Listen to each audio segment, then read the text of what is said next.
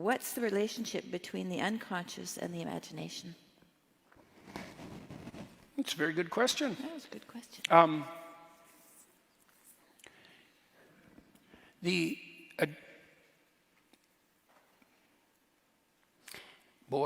dream is how the implicit structure of your perception and value hierarchy reveals itself to you. Now, I'll have to unpack that, but so the dream, the implicit structure that guides your attentional focus and constitutes the structure of your value hierarchy reveals itself to you in the dream. So let's unpack that. It took me really like 40 years to figure this out, so it's hard to unpack. It's very hard to unpack. What the hell are you up to? And the answer is, you don't know. Why? Because you're really, really complicated. And yet you can see the world, which is a very difficult thing to do because there are a lot of ways to see the world. There's an infinite number of ways to see the world. And the fact that you can see it one particular way is nothing short of a miracle, and you certainly don't know how you do it. As far as you're concerned, you just look at the world and there it is. And there's a lot going on to make that happen. I mean, half your brain is devoted specifically to visual processing, and the other half is integrally involved. So for example, when you do something like look at a bottle, you think, you see bottle, you think bottle, you evaluate bottle, you pick up bottle. That's the order of perception to action. Sensation, perception, emotion, action. Or sensation, perception, emotion, thought, action. That's how we think we think. That's just not true at all.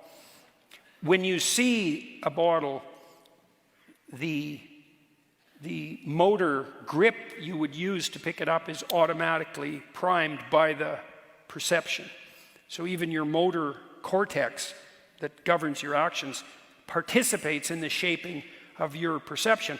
Almost everything you see in the world is a usable object or a pathway or an obstacle.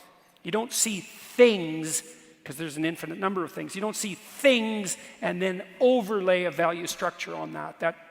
The value structure is implicit in the perceptions. The value structure is implicit in the perceptions. And then the people who've made much of implicit bias sort of know that, although they're not smart enough to think through what they accidentally discovered.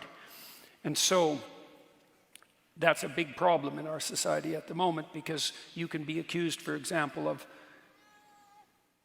unconsciously viewing the world through an oppressive, racist hierarchy of presumptions. And there's a bit of truth to that, because you're probably a little more racist and sexist and I don't know. How many flaws don't you have? Like zero. You've got all the flaws to some degree. And so, we're all of us are ethnocentric. All of us prefer our kin, even though we might not like even them. And, you've had Christmas with your family. And who's most likely to murder you? In case you want to know. A drunk relative. Particularly if you're drunk, so remember that next Christmas. So, we see the world through an a priori structure of value. And we don't know what that is. And we dream it. We dream about it. And then we aggregate those dreams into stories. That's what a novelist does. A novelist uses imagination. Let's say no novelist worth his salt knows what the hell's going to happen when he starts writing the book. How dull would that be? The writers keep writing because they want to know what happens next. And if they really want to know, so will you when you read it. And they're using their imagination, or it's using them. That's a perfectly reasonable way of thinking about it. That's what would you call it? Divine inspiration, guided by the soul of divine inspiration. That's a real thing. It's the most real thing, in fact. There's not a lot of difference between imagination and dreaming, and that's useful to know. Dreaming or imagination is a bit more systematized. It's generally directed more towards a goal, but Carl Jung thought we were dreaming all the time, that we literally see the world through a dream, but that the sensations of the outside world blind us to the dream that's occurring while we're awake. I think there's every reason to assume that that's correct. One of his questions, this is a great question, what dream are you living out? Or here's another way of looking at it, what dream is possessing you? Or what story is possessing you? Or what spirit is possessing you? Those are all the same questions. And you might say, well, it's me, nothing's possessing me. All that means is you just don't know what you're talking about. That's what it means. Even if you're a hedonist, an impulsive hedonist, the dream that's possessing you is the dream of pain and cost-free instantaneous gratification. And if that's not a dream, man, that's a delusion. That's how dream-like that is. It's no one with any sense at all who thinks for more than a second, and so you don't if you're an impulsive hedonist. No one who thinks for a second ever thinks that's going to work. You might think you can get away with it. You might dream you can get away with it. Something's operating in your imagination. You can use your imagination like you would use a dream. That's extremely useful. That's what you do if you meditate or if you pray, and those are the same thing. So I can give you an example of this. It's very useful to learn. So I have this program online called Future Authoring, and it helps people develop a vision for the future. And you need a vision because the people perish without a vision. A vision it identifies the tools and the obstacles, and it gives you a pathway forward. It stops your anxiety and gives you hope. No vision, you're hopeless, fragmented, disunited, and anxious. You have to have a vision. It has to be a guiding vision. It has to be a uniting, guiding vision. And you might say, well, how do I develop a vision like that? And here's how. Try this. If students do this for 90 minutes, it decreases the chance they'll drop out of university by 50%. So that's how well this works. That's quite something. Okay, so here's the game. So it's not an easy game, but you can do it badly and it'll still work. So that's a good game. So the first part of the game is give yourself the benefit of the doubt for the purposes of the game. Imagine that the universe would not grind cataclysmically to a halt if something as horrible and wretched as you had an okay time. So it's hard for people to grasp that because, you might think of people as selfish and self-centered and out for themselves, all of that. Most people aren't like that. There's about 4% of people who are like that, and look the hell out for them. And they're online trolls, by and large. And the clinical evidence for that's very clear, by the way. And it's pretty much them and not you if you're in interaction with them. It's all about them. But most people are the opposite of that. Most people are better to other people than they are to themselves. Most people are harder on themselves than they are on anyone else. And, there's something admirable about that because it means to some degree that you're looking out for other people. But there's something that's not admirable about it because it means that you're not treating yourself with the respect that someone with your intrinsic worth must have to flourish. And the problem is, of course, more than anyone else what the full range of inadequacies, what your full range of inadequacies most precisely is. You also know all the stupid things you've ever done. And that's a heavy burden. And it's hard to look at yourself, knowing what you know about yourself, and then think that you deserve anything other than suffering for your sins. And so it's really hard for people to treat themselves like they would. This is something else I learned from Carl Jung. There's this biblical injunction to love your neighbor as if he were yourself. But that sort of presumes you love yourself. most people are better at loving their neighbors. But it's actually an equation, that rule. It's like, so the first part of the equation is, you should act out the proposition that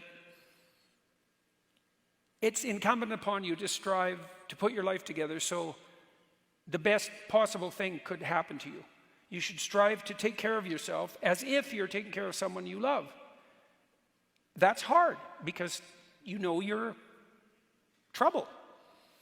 So that's the first part of the game, is you have to play. It's like, okay, let's admit for a second that it wouldn't be the end of the world if I wasn't being roasted over a slow fire all the time for my iniquities.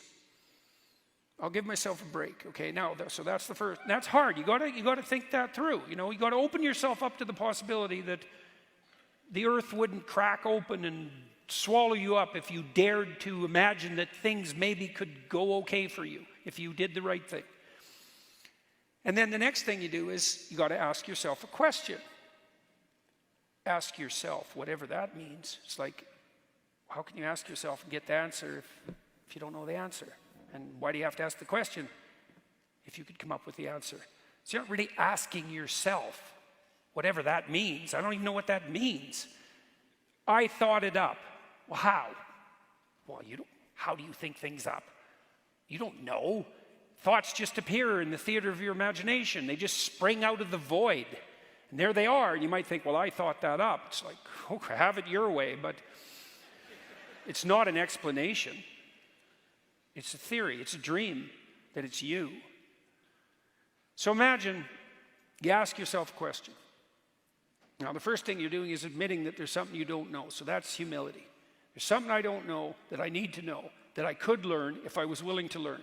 So what don't you know? Here's the question. 5 years from now, you could have what you need and want. But you have to specify what it is. Now, you don't have to specify it perfectly, because as you move towards it, you can improve. You know, you're going to learn along the way. But you got to be aiming in the right direction, vaguely. And then you have to move in that direction to learn what you need to learn as you move in that direction. So then you think, and you have to ask yourself this, and then you have to imagine. It's like, okay, I get to have what I want and need. What would that look like? And maybe you're just stumped then, you know, because it's such a big question.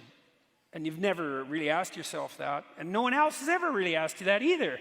And so you don't even know where to begin, because you're that lost in the desert. That's a good way of thinking about it. So in this online program, this future authoring program, we break it down into 7 questions for people. My clients used to come to me, my students too, and say, well, I don't really know what to do. What should I do? And my answer was, I don't know what the hell you should do. It's like, you're you. I'm not here to affirm your identity or to deny it. I'm here to help you figure out the pathway forward. But if you don't know what to do, well, here's some guidelines. Don't just do nothing, because you can't. If you do nothing, you just get old, and that's something. So there's no doing nothing. So you should do something. What? Well, why don't you do what other people do if you don't know what to do? You start with that. So what other people do? Where do people find meaning in their lives? Well, here's a bunch of different domains. Most people want an intimate relationship. And if you don't, well, you got to ask yourself, what the hell's going on? You know, are you bitter, resentful, cynical, terrified, betrayed, hurt, traumatized? Or you might be a misanthrope, and you're one of those people who's extremely introverted. Maybe you're extremely introverted and creative, and you just want to go the hell out in the woods and not see anyone and do your creative thing. And it's like, okay, you're 1 in a million. You get a pass. But for most people, that's just complete bloody rubbish. And so people want to have an intimate relationship. Okay, so you admit that, and then you think, well, if I could have that relationship and it was the one I wanted, what would it look like? You know, and that can get very detailed. How would your family conduct itself if you were sitting around the dinner table? You know, it's like a Norman Rockwell painting, you know, that famous painting of Thanksgiving. It's like if you could have Or maybe you're just having an intimate candlelight dinner with your wife or your husband, and you get to have it, and it works. Well, what does it look like? Who are you? How are you dressed? How are you conducting yourself? What are you talking about? Who could you be if you could have what you wanted? Well, you can imagine, and your imagination will provide you with an answer. And then you can write that down and think, well, that looks like that'd be a good deal. That'd be worth making a sacrifice for. And then you say, well, what else do people need? Well, family. Well, that might mean children. It might mean repairing the relationship with the children you already have. Might mean your parents, if you're fortunate enough to still have them, or unlucky enough, depending on the parents. And maybe you should fix that relationship, And how do you fix it? Well, you try to find out what you can be grateful about that your parents delivered to you. And then everything left over, you see if you can work it out with them. And then you think, well, if I had a relationship with my father that I would want to have, what would that look like? And then there you go. You got some work to do right there. Tammy did that, I don't know, 10 years ago? 10, 15 years ago. Well, so what do you do with your family? What was your vision? I wanted to improve my relationship with my father. How'd that go? As soon as I laid it down and wrote it out, it was right there in front of me, and it just happened. Is your dad like you? Yeah. Right. Yeah, even though he's old and he's not there all the time now. No, he's old, and he FaceTimed me the other day. My sister FaceTimed me, and I answered. She said, Dad wants to know when you're coming to visit. I said, well, I'm coming to visit on his birthday. So my sister said, do you want anything else, Dad? Nope, that's good. Yeah. Yeah, that's good. He's thrilled to see you. Yeah, it's good. And he trusts you. Mm-hmm. And that wasn't always the case. Well, it was more, I didn't trust him. That too. Yeah. Yeah. Yeah. Right. And your sisters? They're good. I don't say anything to them. I just listen. It works really well. Yeah? Right, because you used to fight when you talked. Well, I'd say what I thought. That never went very well. Right. So you just shut up. Yeah. Then they started talking to you. Then one of them told me that I'd never done anything myself, that my parents had given me everything, that I'd been spoiled and didn't go out on my own. And I just let her talk. And I thought, I don't know who she's talking to, but let her talk. And at the end of that, she said, Tam, you're a really good mom. I said, thanks, Barb. And then she got along with you for about 2 years. Yeah. And then she did it again once. But less so. Yeah. And, she laid out this whole story about who Tammy was that was so preposterous that it wasn't even insulting because it had, nothing to do with Tammy as far as we could tell. And it was so interesting watching her do that because you could see that as she said it, she'd conjured up this story when she was 14, and this is like 30 years later. Never really revisited it. And when she told the story, it was even obvious to her that, no. And the next time too, she came out with this litany of criticisms of you, and you just shut up and you didn't say anything or get irritated. And at the end, she complimented you. The same right way. Again. Same You're way. a good mother. Yeah, I know. It was so amazing. Yeah. It was a good thing too because after that, Tammy's sister got very ill, and she's mostly gone now. And yeah. If she hadn't got that put together when she did, it would have never happened. And that's one thing you don't want to have be the case with the people you love. She came on tour with us even. She did. For a little while. Yeah. So we had some good time with her. So, you can put your family relationships together, and of course, the more cataclysmic they are, the harder that's going to be. But boy, if you can put together a really fractured familial relationship, you've really got your act together. So it's a big challenge, but once you solve that problem, a lot of other problems look much easier than they did before. So, and then probably you want to have some friends, and hopefully ones that like you, and then so you kind of got to think through what that means. What friends do you want to have? People never ask themselves that question. They sort of take random friends, and I'm not saying that you should be arrogant and picky, but you should have something like a philosophy of friendship. And here's a good start. Pick people that you can tell good news to. okay? And pick people that you can tell bad news to. You know, and if you can tell them good news, then something good happened to you, and they're celebrating the fact that something good happened to you. And maybe you'll be able to return the favor, and that's part of what friendship is. And so that's a good thing, because they're not going to be jealous and bitter and spiteful and resentful and try to drag you into the cooking pot with them just because you've managed to clamber out, you know. And then on the bad news front, well, you tell someone bad news, and it's time for them to shut the hell up and not tell you about how something happened to them 5 years ago that was even worse. And they offer you a certain amount of comfort, or at least they listen. At least they listen, which isn't nothing, that's for sure. And then you can return that favor at some point in the future as well. And isn't that a good deal, you know? And so you want to have some friends. You want to figure out how often you want to see them and how you want to treat them, and what maybe needs to be straightened out on the friendship front, you know. And then, well, you're going to have a job or a career, and you might want to figure out how you'd like that to go, you know. I've had lots of people come up to me. This is something I love doing with my clients. You know, I meet people after the shows, and people say, I had a pretty wretched job 3 years ago. Of course, I was drinking and doing all sorts of stupid things at the same time, and I was pretty bitter, but I decided I was going to, you know, give it a shot for a while, and now I make 3 times the money, and, you know, I have a job. I don't have a job, I have a career, and the horizon is kind of unlimited. And then we have a little joke, which is, well, that seems to be better. You know, is that better? It's like, yeah, that's better. It's like, hey, man, there's a huge industrial organizational literature that shows that if you write down your goals for your life, so that's the vision of your life, there's nothing you can do that will make you more productive than doing that. Well, why? Well, you're working. Do you have a reason? And if the answer is no, well, you're not going to work very hard, are you? Because why would you toil away for no reward? And then you think, well, what's your reward? Well, what's the reward you want? How about you get to have the life you want? There's a good reward. Well, what is that? Well, I don't know. It's like, well, I'm not hiring you. You know, you're all over the place, and any obstacle will stop you. And you have no hope, because you actually experience hope in relationship to a goal.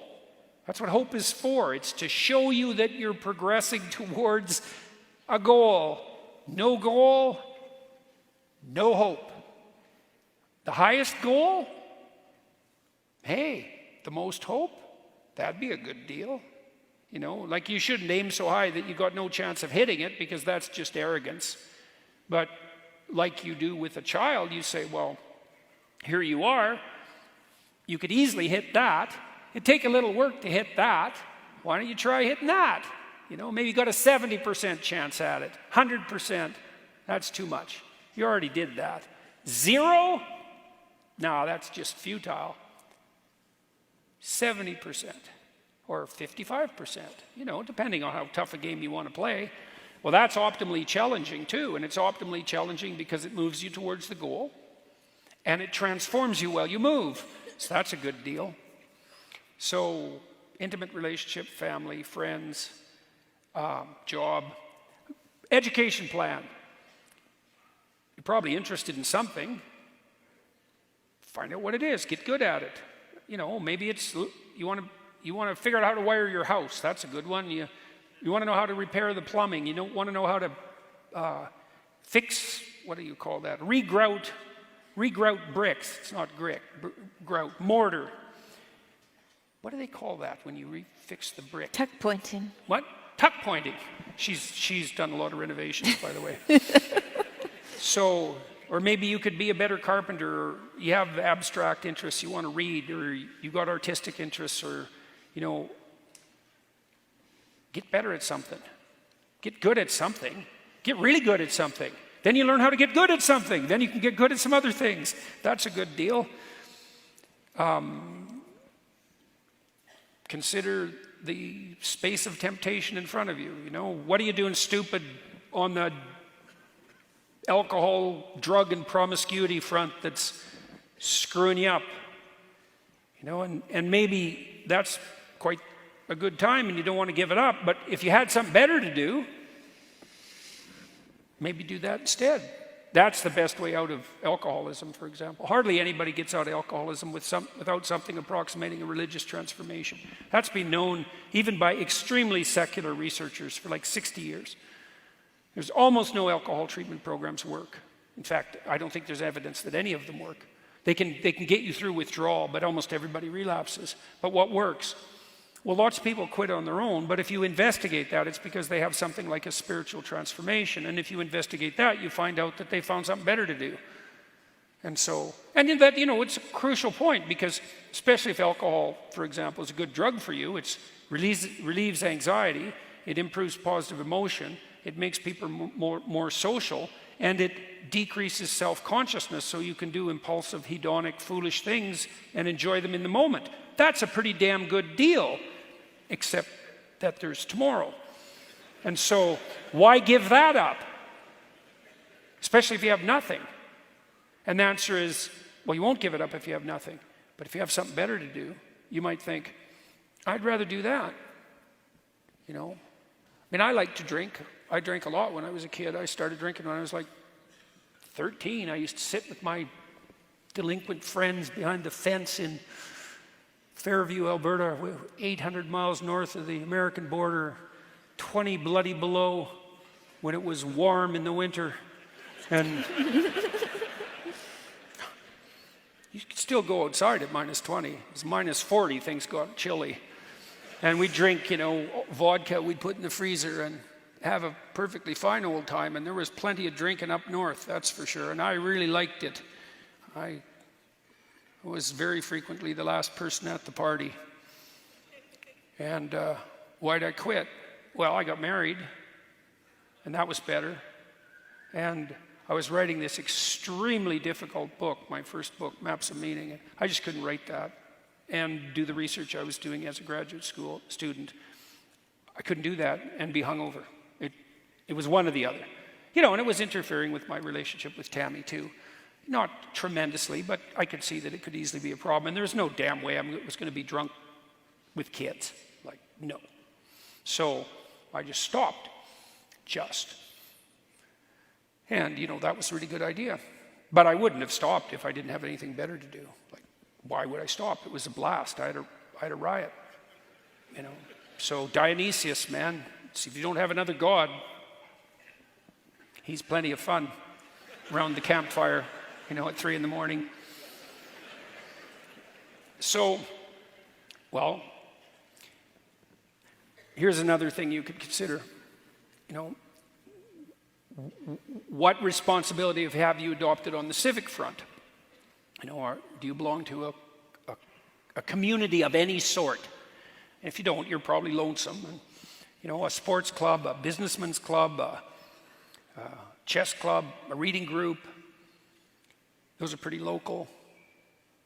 A neighborhood association. A political party. You wonder, how can those politicians be so... You can list the adjectives, after that. And the answer is, because the people who aren't like that aren't doing that. And maybe you're one of them. If you're so smart, why the hell aren't you shouldering your civic burden? And you think, well, I'm cynical of politics. I haven't got time for that. It's like, fair enough, but you're going to take what you can get then, aren't you? And then also you have zero, in this country, you have zero grounds for being cynical. And why do I say that? Well, first of all, there isn't a better country, as far as I can tell. And,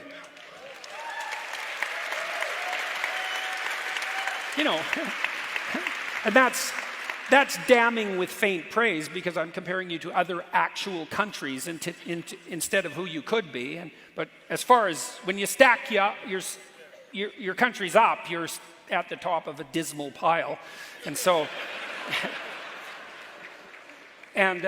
so this is about as good as it gets. And then you have these political parties, and the less said about them, the better, you could say. But I know perfectly well, this is 100% true, that both political parties at every single level are dying for competent people. It's certainly the case that the Biden administration did not have enough competent people to fill the roles it had to fill. And I'm not just, that's not just a casual criticism. I know this. I've talked to people who tried to staff the positions. They know perfectly well that many of the people who are filling the positions aren't the people for the positions. So why are they there? It's like, well, they took what they had.